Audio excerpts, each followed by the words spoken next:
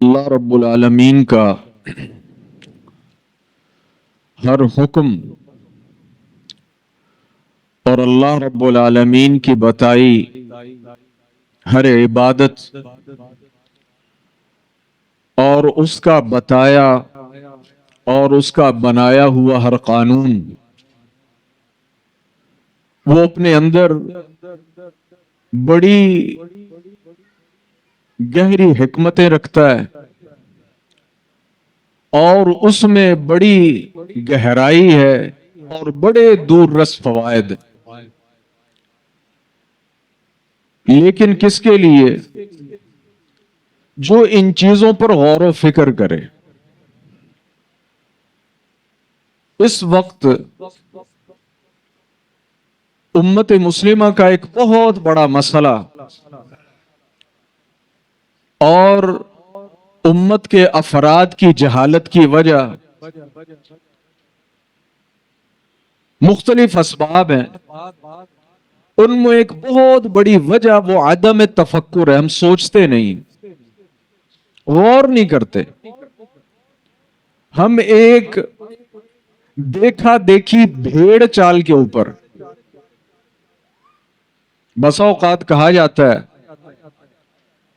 کہ جی آپ نے قرآن کریم کا ترجمہ پڑھنا ہے تو آپ فلاں مترجم کا پڑھیں، فلاں صاحب کا پڑھیں، کیونکہ بسا اوقات کچھ چھوٹی باریک چیزیں ایسی ہوتی ہیں جو ایک عام فرد کو محسوس نہیں ہوتی، لیکن کچھ موٹے حقائق ایسے ہوتے ہیں کہ آپ دنیا جہان میں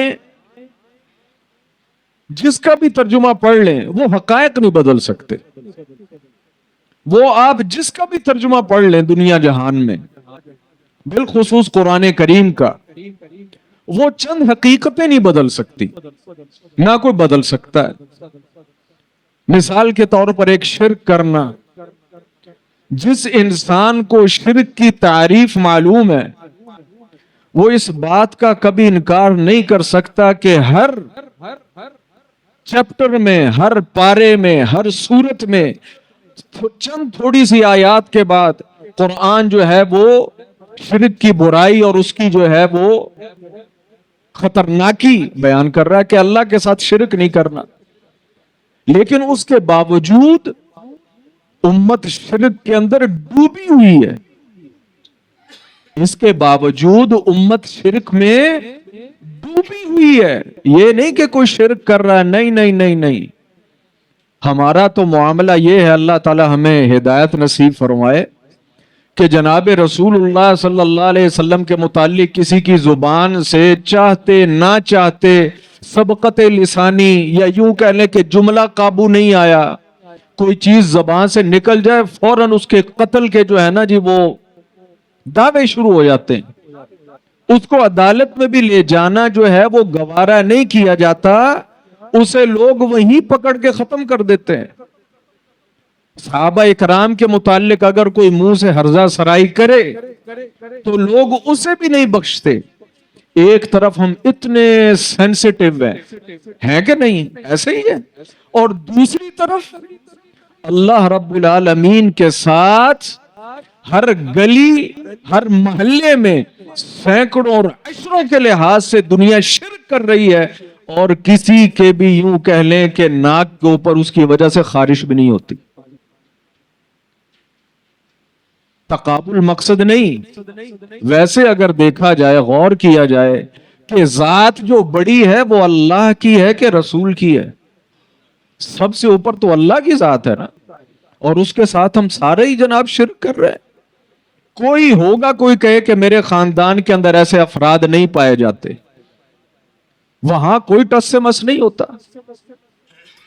تو میرے بھائی، اللہ رب العالمین کی ذات یہ سب سے عظیم ہے، اور یہ سب سے باوقار ہے، یہ سب سے باعزت ہے، اور اس کے قوانین کو سمجھنا اور اس کی کتاب کو سمجھنا ہم سب پر فرض ہے۔ یاد رکھیں، جس کا مرضی ترجمہ اٹھا کر پڑھیں، اللہ تعالیٰ یہی کہے گا، اور ہر مترجم یہی ترجمہ کرے گا، لعلکم تتفکرون۔ یہ کتاب اس لیے اتاری کہ اسے پڑھو اور ذرا اس پر غور و فکر کرو۔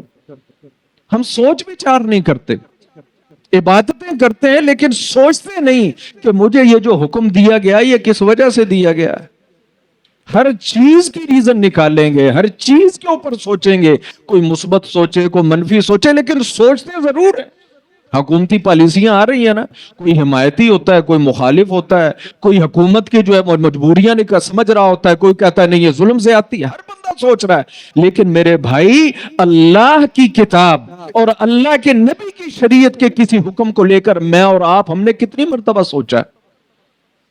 اللہ کی کتاب کی کسی آیت کو لے کر کبھی ہم بیٹھ کر ہم نے سوچا کہ یار یہ اللہ کی کتاب کیوں کہہ رہی؟ بھیڑ چال کر رہے ہیں۔ اللہ تعالیٰ محفوظ فرمائے، نماز بھی بھیڑ چال کی ہے، زکوٰۃ بھی بھیڑ چال کی ہے، قربانی بھی بھیڑ چال کی ہے، حج بھی بھیڑ چال کی ہے، الا من رحم ربی، جو ان چیزوں کی حکمتوں یا ان کی گہرائیوں میں اترتا ہو یا اترنے کی کوشش کرتا ہو کہ مجھ سے یہ کام آخر کیوں کروایا جا رہا۔ میرے بھائی، یہ اللہ رب العالمین نے غور و فکر اور اپنے عقل کا استعمال یہ اپنے سمجھدار اور اپنے مقرب لوگوں کی نشانی بتائی ہے۔ ان فی خلق السماوات والارض واختلاف اللیل والنہار لآیات لأولی الالباب۔ میں تو صرف آپ سے قرآن کی بات کر رہا ہوں، اللہ کہتا ہے قرآن نہیں، اس دنیا پر ایک ایک چیز، اس کا ایک ایک ذرہ نظر اوپر اٹھاؤ تو تب، نظر زمین پر پڑے تو تب، لآیات لأولی الالباب، اس میں تو ہر جگہ جو ہے یہ غور اور فکر کی ہے۔ اور عقل مند کون ہے؟ الذین یذکرون اللہ قیاما وقعودا، جس حالت میں بھی ہوں وہ اللہ کے ذکر سے غافل نہیں ہے۔ وعلی جنوبہم، لیٹے ہوئے بھی ہوں، ان کے ذہن سے ان کا رب جو ہے وہ خارج نہیں ہے۔ وعلی جنوبہم ویتفکرون فی خلق السماوات والارض، اور وہ سوچ رہے ہوتے ہیں ربنا ما خلقت ھذا باطلا، مولا تیری کوئی چیز بھی بغیر حکمت کے اور بغیر مقصد کے نہیں ہے۔ ہم دنیا کے ہر معاملے میں حکمتیں، مقاصد، مطلب، فائدے اور نقصان، اور اللہ کے شریعت کے معاملے میں کبھی ہم نے سوچا ہی نہیں۔ بس جو ابا نے بتا دیا، جو اماں نے بتا دیا، جو ہمارے امام صاحب نے بتا دیا، جس طرف ہمارے پیر صاحب نے لگا دیا۔ میرے بھائی، اگر دنیا کے کسی معاملے کے اندر آپ ایسی بھیڑ چال اختیار نہیں کرتے، خدا را اللہ نے یہ جو ہمیں عقل دی ہے یہ اللہ کے اور اس کے دین کے معاملے میں بھی استعمال کریں۔ ہم سب بیمار ہوتے ہیں، لیکن کبھی ایک ڈاکٹر کے اوپر اندھا اعتماد نہیں کرتے، وہ بہت اچھا ہوتا ہے، دنیا میں مسلم ہوتا ہے، ساری دنیا تعریف کرتی ہے، لیکن مریض اکیلا کہہ رہا ہوتا ہے یار تمہارے لیے اچھا ہوگا، مجھے اس سے کوئی فائدہ نہیں ہوا۔ لیکن دین کے معاملے میں ہم سوچتے ہی نہیں۔ تو میرے بھائی، ہر ایک ایک عبادت اپنے اندر بڑی گہرائیاں رکھتی ہے، بڑے مطلب رکھتی ہے، بڑے سبق رکھتی ہے۔ انہی اسباق کا ذکر ہو رہا تھا قربانی کے حوالے سے۔ ہیں جی، ابھی تک لوگ قربانی کا گوشت انجوائے کر رہے ہیں، ضرور کر رہے ہیں، لیکن اسباق کبھی نہ بھولیں۔ اخلاص کا سبق، توحید کا سبق، شکر الہی کا سبق، کہ اللہ تعالیٰ نے میرے بھائی ہمیں جو کچھ دیا ہے نا اس کا شکر اگر آپ ادا نہیں کریں گے تو یہ چیز ہم میں سے کسی کو ہضم نہیں ہوگی، یہ بات یاد رکھیں۔ اسی وجہ سے بے شمار مسائل پیدا ہو جاتے ہیں۔ اللہ تعالیٰ ہمیں دیتا ہے، اسے آپ یوں ہی سمجھ لیں کہ جیسے کوئی انسان کھائی جا رہا ہو، لیے جا رہا ہو، اگر وہ کھائی جائے گا اور آگے سے جو ہے وہ چیز اس کا اخراج نہیں ہوگا، نتیجہ کیا نکلے گا؟ بیماری اور موت۔ بے شمار مسائل میں ہم اس وجہ سے گھر جاتے ہیں کہ ہم لے تو رہے ہوتے ہیں، اللہ سے لے رہے ہوتے ہیں، دنیا سے لے رہے ہوتے ہیں، اپنی دنیا کا جو سٹیٹس ہے اس سے فائدہ اٹھا رہے ہوتے ہیں، لیکن آگے اس چیز کا اخراج نہیں ہو رہا ہوتا، نتیجتاً کیا نتیجہ نکلتا ہے؟ وہاں پھر بیماریاں، وہاں آفتیں، وہاں مصیبتیں، وہاں بلائیں۔ یاد رکھیں یہ فطرت کا قانون میں آپ کو بتا رہا ہوں، میں آپ کو کوئی ایسی سائنس نہیں بتا رہا آپ کہیں یہ پتہ نہیں کیا بات کر رہا ہے۔ آپ لیتے جائیں اور آگے نہ دیں، نتیجہ آپ کی موت ہے۔ اور جس انسان کو اللہ نے جتنا دیا ہے، یاد رکھیں اسے آگے بھی اتنا ہی ڈیلیور کرنا ہے۔ گل یاد رکھو، جتنا ہم لے رہے ہیں اتنا آگے ڈیلیور نہیں کریں گے، نتیجتاً بیماریوں اور آفتوں، مصیبتوں اور موت یہ ہماری منتظر ہے۔ تو اللہ کا شکر ادا کرنا، اور سارا کچھ اپنے ذہن سے نہیں، کیونکہ یہ اللہ کا دین ہے۔ اللہ نے یہ افراد کے ذریعے بھیجا ہے، ان افراد کو پڑھنا، ان کو دیکھنا، ان سے سیکھنا، یہ بھی اس دین کا ایک طریقہ ہے۔ قد كانت لكم اسوة حسنة في ابراہیم والذین معه، یہ ابراہیمی سنت ہے۔ ابراہیم کی تاریخ بھی پڑھو، صرف یہ نہیں کہ ابراہیم نے جانور ذبح کیا تھا اور اللہ نے جنت سے مینڈا بھیج دیا تھا، اس چیز کو اپنے ذہن کے اندر رکھو کہ اللہ تعالیٰ نے وہ مینڈا بھیجا تھا تو کیوں بھیجا تھا اور کس وقت بھیجا تھا۔ یہاں سے بعض لوگوں نے ایک نقطہ نکالا ہے، ہر بندے کے لیے نہیں، لیکن جو بندے اللہ کو پیارے ہوں، ہر بندے کے لیے نہیں، جو بندے اللہ کو پیارے ہوں، اگر اللہ کی محبت کے مقابلے میں کوئی اور چیز ان کے سامنے آ جائے نا، اللہ رب العالمین اس چیز کو ان سے چھین لیتا ہے، یا کوئی ایسی چیز، ایسا سبب پیدا کر دیتا ہے کہ وہ چیز اور اس کی محبت وہ ختم ہو جاتی ہے۔ وہ پیسے کی ہو سکتی ہے، وہ اولاد کی ہو سکتی ہے، وہ بیوی کی ہو سکتی ہے، وہ جاؤ حشمت کی ہو سکتی۔ اگر کوئی محبت بھی کسی ایسے بندے کی جو اللہ کے ساتھ سچی محبت رکھتا ہے، کوئی محبت اللہ کے مقابلے میں بڑھنی شروع ہو جائے نا، وہاں آفت آئی کہ آئی۔ کیوں؟ کہ اس نے اللہ کے مقابلے میں دوسری چیز کھڑی کر دی۔ اللہ تعالیٰ نے حضرت ابراہیم کو بیٹا دیا علیہ الصلوۃ والسلام، بڑھاپے کے اندر دیا، اور وہ اشتیاق کیا ہوگا، وہ شوق کیا ہوگا، وہ محبت، وہ لگاؤ کتنا ہوگا، یہ تو ایک باپ ہی اندازہ لگا سکتا ہے کہ جسے اولاد ملی ہو اور بڑھاپے کے اندر ملی ہو اور مانگ مانگ کے ملی ہو۔ ہاں جی، آپ نے واقعات اور قصے آپ نے پڑھے ہوں گے کہ جن کو اللہ تعالیٰ نے ایسے دیا ہو، اور اگر کوئی حادثہ پیش آ جائے نا، لوگ پاگل ہو جاتے ہیں، لوگوں کا ہارٹ اٹیک ہو جاتا ہے۔ اللہ اکبر۔ اور جب وہ محبت، حالانکہ اللہ کی محبت میں کوئی کمی نہیں تھی، لیکن محبت تھی نا، اور شدید محبت تھی، اللہ تعالیٰ نے کہا کہ چلو اس بیٹے کو ذبح کرو، اس بیٹے کو ذبح کرو۔ اس سے معلوم ہوا کہ اللہ کے دین، اللہ کے مقابلے، اللہ کی ذات اور اللہ کے احکامات کے مقابلے میں کوئی بھی چیز آ جائے، وہ کتنی عزیز ترین متاع کیوں نہ ہو، اگر اس کو بھی چھوڑنا پڑ جائے، اس کی بھی قربانی دینی پڑ جائے، تو مومن انسان اس سے بھی کتراتا نہیں ہے، اس سے کتراتا نہیں ہے۔ کیوں؟ رب کا حکم آ گیا، رب کا حکم آ گیا، یہ سبق ہے۔ اور پھر اس کے اندر دعا بھی ہے، اور علماء اسے اس میں اعظم بتاتے ہیں۔ میں نے کہیں ایک جملہ پڑھا تھا، ذاتی طور پر مجھے بڑا پسند آیا، کہ قرآن کریم یہ کتاب کس کی ہے؟ اللہ کی ہے، اور یہ قرآن کا خاصہ ہے کہ الفاظ کس کے ہیں؟ اللہ کے ہیں، لہٰذا اس قرآن کریم کا ہر لفظ اسم اعظم ہے۔ اس قرآن کریم کا ہر لفظ کیا ہے؟ اسم اعظم ہے۔ آپ کے مطلب اور آپ کے ضرورت کی دعا اگر اس میں موجود ہے نا، بس اس کو پڑھنا شروع کر دیں خلوص کے ساتھ اور تکرار کے ساتھ اور اللہ پر یقین کے ساتھ، آپ کا وہ کام ہوا کہ ہوا۔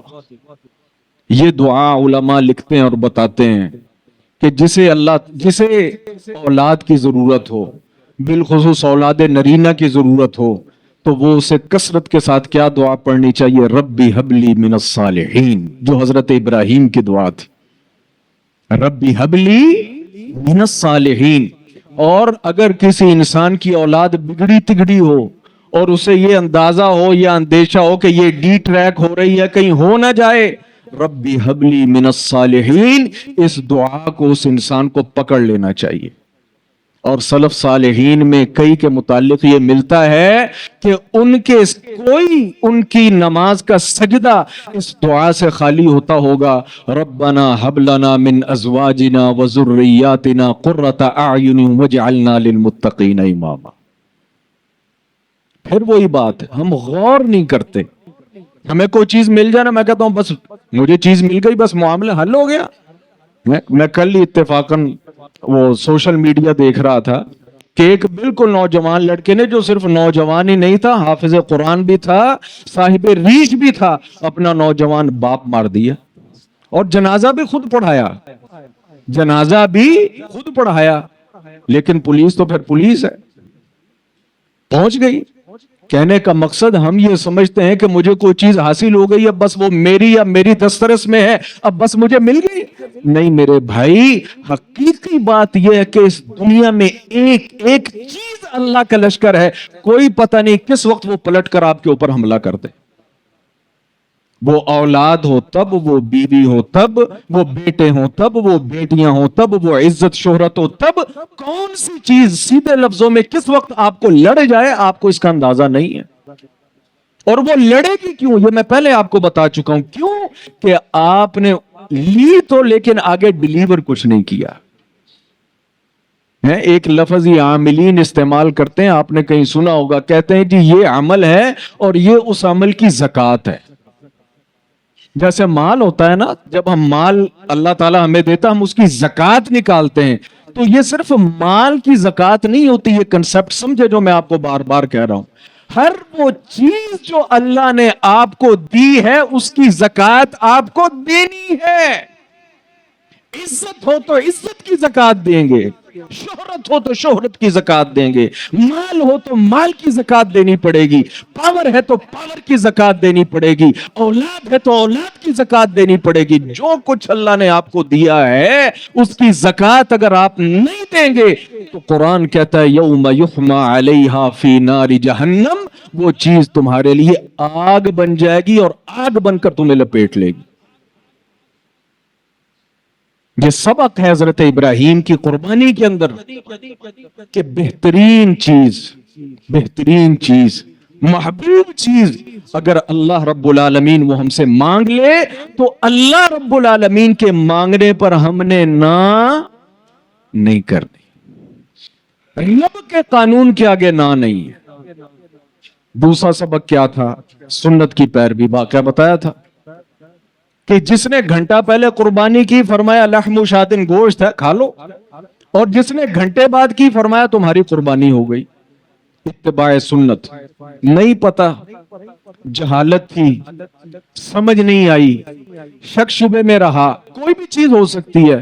اگر عذر مقبول ہے تو اللہ کا معاملہ ہے، مقبول ہو بھی سکتا ہے، لیکن جہاں عذر کوئی نہیں وہاں پھر وہ لحم شاتن جتنی مرضی ٹکرے مار لے، سوال یہ ہوگا کیا تجھے پتا نہیں تھا؟ کیا تجھے پتا نہیں تھا؟ اور جس سے یہ سوال ہو گیا کہ کیا تجھے پتا نہیں تھا اور اسے پتا ہوا، تو آگے پھر کوئی جواب نہیں بنتا، آگے کوئی جواب نہیں بنتا۔ اور اس کے اندر ایک اور سبق پیچھے سے ملتا جلتا، لن تنالوا البر حتى تنفقوا مما تحبون، اللہ کے لیے خرچ وہ چیز کرنی ہے جو بہترین ہو، اللہ کے لیے خرچ وہ چیز کرنی ہے جو بہترین ہو، بہترین مال، بہترین چیز، بہترین وقت، بہترین جملے، بہترین طریقہ۔ لن تنالوا البر حتى تنفقوا مما تحبون، یہاں میں خرچ کی بات کر رہا ہوں۔ انسان جو اپنی زبان سے کلمات اللہ کے لیے نکالتا ہے وہ بھی خرچ ہی ہے۔ آپ نے کن الفاظ سے لوگوں کو اللہ کی طرف بلایا ہے؟ آپ کے الفاظ سن کر لوگ اللہ سے یا اللہ کے دین یا اللہ کی کتاب کی طرف آئے ہیں یا اس سے متنفر ہو گئے؟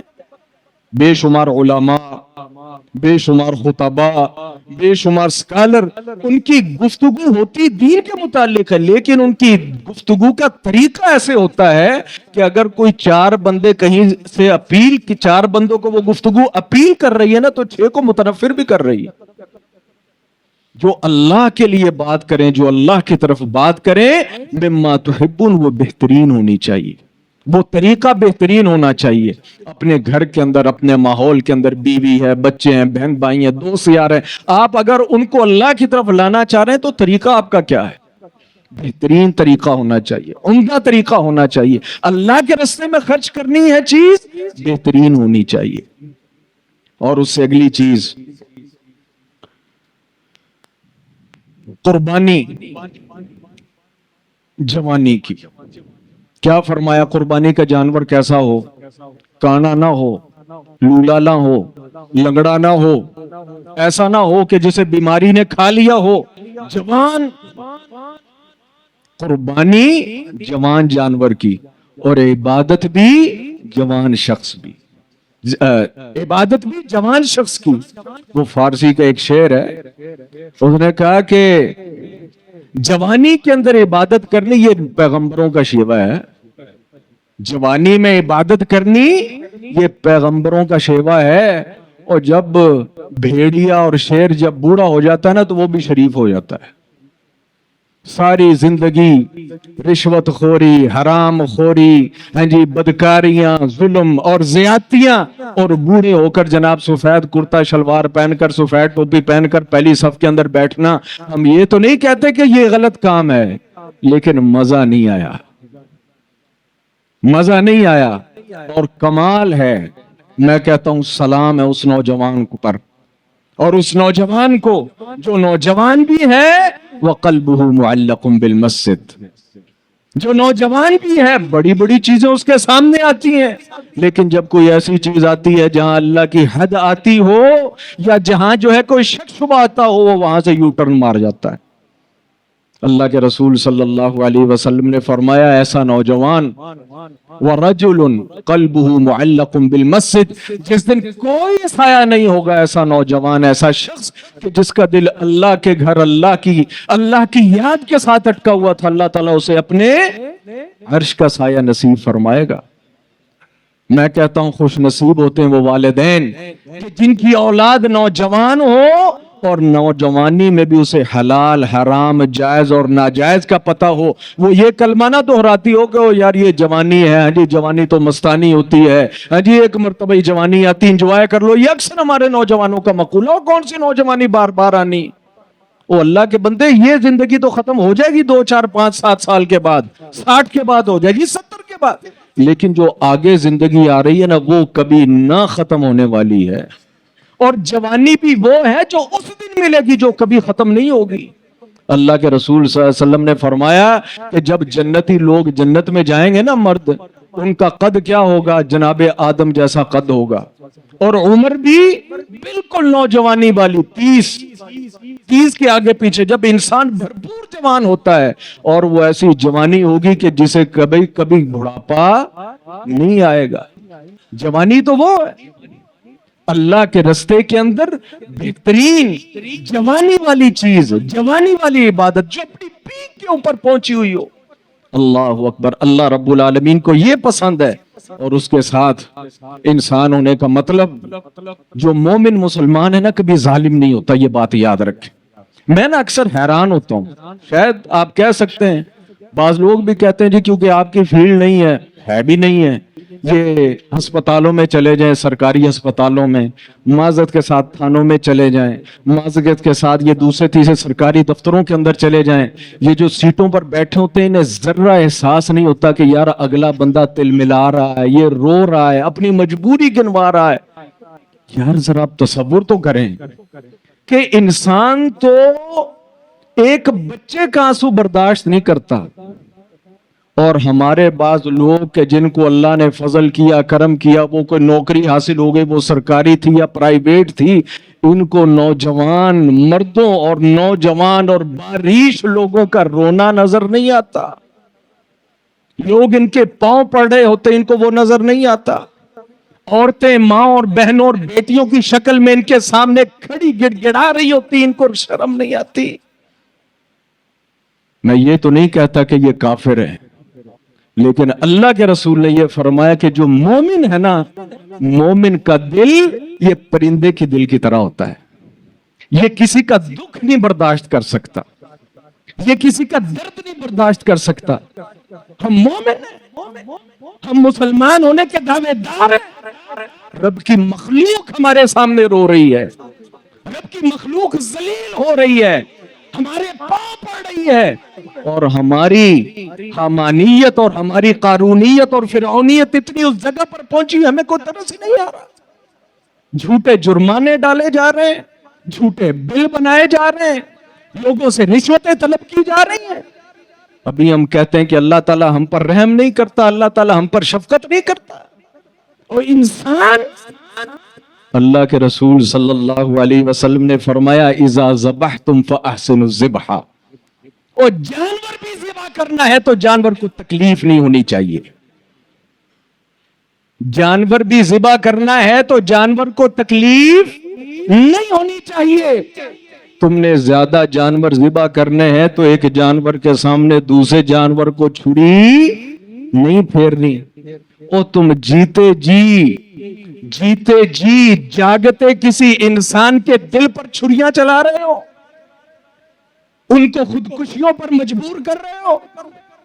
میں حکومت کی بات نہیں کرتا, ہمارے ہاں تو لوگوں نے ایک ٹرینڈ بنا لیا ہے, غلطی کسی کی بھی ہو ویڈیو بنا دیں گے, او مریم نواز صاحبہ ویڈیو بنا دیں گے, او شہباز شریف صاحب ویڈیو بنا دیں گے, بش صاحب, اور بش کے ساتھ میں پشت کے فرشتے کو بھی نہ پتا ہو کیا ہو رہا ہے. ظالم حکومت کے حکمران نہیں, ظالم میں اور آپ ہیں جو اس جگہ پر موجود ہیں. میں نہیں سمجھتا کہ کوئی حکمران ہو, عادل ہو, رب سے ڈرنے والا ہو, وہ اپنے کسی ماتحت کو کہے جاؤ اور ظلم اور ستم کے بازار گرم کر دو. میں نہیں سمجھتا. یہ وہی بات ہے کہ مدعی سست گواہ چست. یہ جو بیٹھے ہوئے ہیں نا دفتروں میں معزت کے ساتھ, اور مختلف رنگوں کی مختلف وردیاں پہن کر مختلف جگہوں پر موجود ہیں, اگر وہ ظلم زیادتی کر رہے ہیں تو اس کے اندر حکومت کا کسی قسم کا کوئی کردار نہیں ہے, یہ خود ظالم ہے. ان سے ان کے ظلم کے متعلق پوچھا جائے گا کہ تم یہ بتاؤ کہ تم نے ظلم کیوں کیا تھا. میں خدا کی قسم بڑی بڑی چیزیں اب سوشل میڈیا کون سی چیز چھپی ہے. جب میں کسی نوجوان کو روتے دیکھتا ہوں نا, نوجوان کو, جب میں کسی عورت کو روتے پیٹے دیکھتا ہوں, جب کسی کی خودکشی کی خبر سنتا ہوں, جب یہ دیکھتا ہوں کہ کسی نے اپنے بچوں کو قتل کر دیا, کسی نے بھوک اور افلاس سے اپنے گلے پر پھندا ڈال لیا, کوئی بجلی کے بلوں سے تنگ آ گیا, کوئی کس سے تنگ آ گیا, یقین جانے میرے تو دل کو ہاتھ پڑتا ہے کہ یار یہ کیسے ظالم لوگ ہیں, یہ کیسے ظالم لوگ ہیں کہ میرے اور آپ کے ظلم اور ستم کی وجہ سے کوئی انسان اپنی جان سے چلا جائے. ویڈیوز آتی ہے نا, کوئی صحیح بھی ہوگا غلط بھی ہوگا, میں تو عام ویڈیو کی بات کر رہا ہوں. یہ رکشے چلاتے ہیں بیچارے, ہاں جی, یہ کو چلان والا پکڑ لے, پتہ نہیں صحیح کرتے ہیں غلط کرتے ہیں, مجھے تو پتہ نہیں. ہائے ہائے, تم ذرا سوچو تو صحیح, ایک نوجوان عاقل البالغ 30 35 40 عمر کا نوجوان, وہ کیسے تمہارے سامنے ہاتھ جوڑتا ہے, اس کے دل پر کیا بیتتی ہوگی. وہ کیسے تمہارے پاؤں پڑتا ہے, اس کے دل پر کیا بیت رہی ہوگی. اور ابھی تم کہتے ہو کہ رب کریم مجھ پر رحم نہیں کرتا, رب کریم ہم پر رحم نہیں کرتا. یاد رکھیں, میں اور آپ کسی بھی سیٹ پر ہو, کسی بھی مقام اور مرتبے پر ہو, اس بات کو یاد رکھیں کہ کبھی کسی کی آنکھوں میں آنسو لانے کا سبب نہ بنے. خدا کی قسم نسلوں میں آنسو آ جائیں گے, نسلیں روئیں گی. اس انسان کے تو دو آنسو گرے تھے, لیکن آپ کی 200 صدیاں آپ کی نسلیں روتی رہیں گی. یہ بات یاد رکھیں. یہ میرے بنگلے, یہ میری کوٹھیاں اور میری گاڑیاں اور میرا سٹیٹس, یہ سب ادھر رہ جائے گا. جائیں, آپ تو لاہور میں رہتے ہیں نا جی, قلب پاکستان کے اندر رہتے ہیں, کمی کوئی نہیں. جائیں کبھی اولڈ ایج ہوم کے اندر جایا کریں, ادھر کافی سارے بنے ہوئے ہیں, جائیں کبھی چکر لگائیں.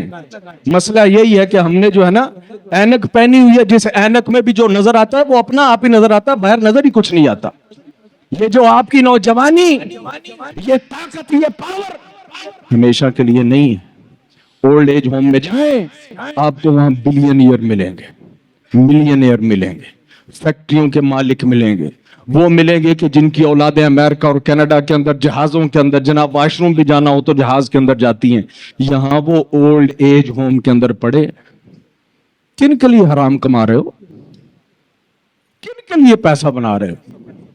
किसे डॉक्टर और इंजीनियर बना रहे हो? किसे सोने का चम्मच मुंह में डाल रहे हो? याद रखो, हमें यह सबक दिया कि एक मोमिन मुसलमान तो जानवर पर भी जुल्म करने का रवादार नहीं है।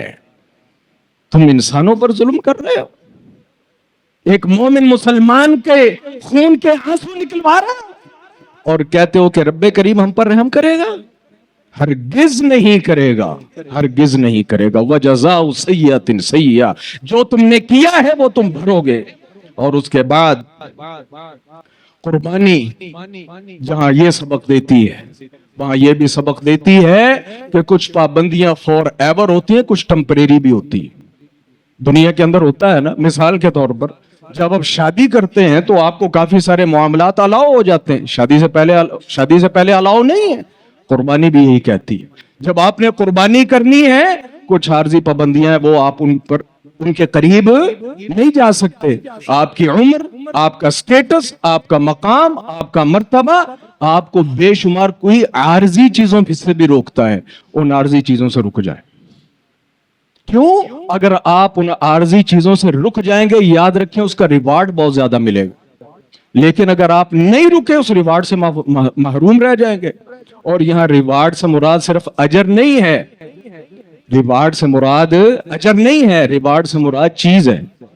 मैं किसी एक माहिर नफ्सियात किस्म के इंसान को पढ़ रहा था, जो जहां माहिर नफ्सियात भी था वहां कुरान का भी बड़ा गहरा मुताला रखता था। उसने ये बात की, उसने कहा कि जो नौजवान, अपने अल्फाज में बयान कर रहा हूं, जो नौजवान अपनी जवानी के अंदर अपने आप को महफूज कर ले, रब्बुल आलमीन उसे बेहतरीन सिला देता है दुनिया के अंदर में।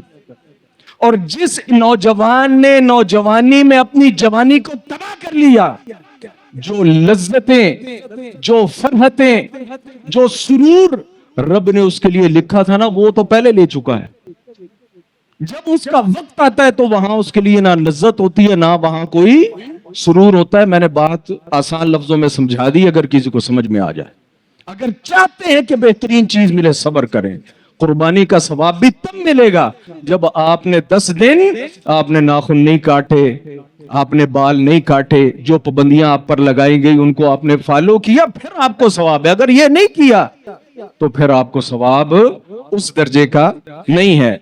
और उसके साथ कुर्बानी ये हमें सबक देती है हर किस्म के अयूब से पाक होने का, जिस कदर आप कर सके।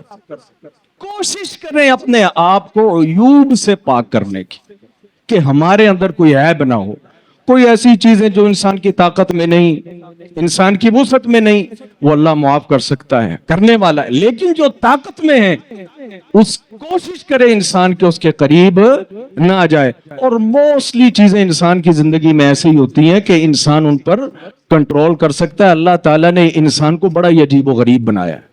सारी दुनिया में जो सबसे पावरफुल चीज है वो क्या है? वो इंसान है।